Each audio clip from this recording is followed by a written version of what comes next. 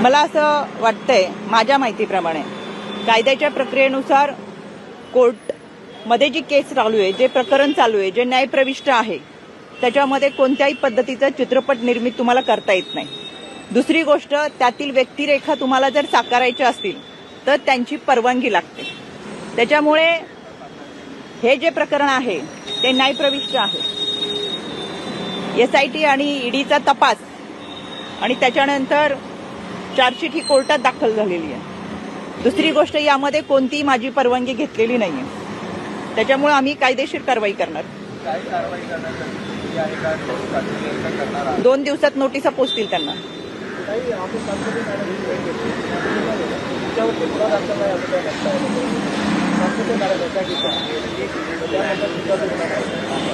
त्या काय म्हणतात मला माहित नाही, त्या सविस्तर माहिती देतील.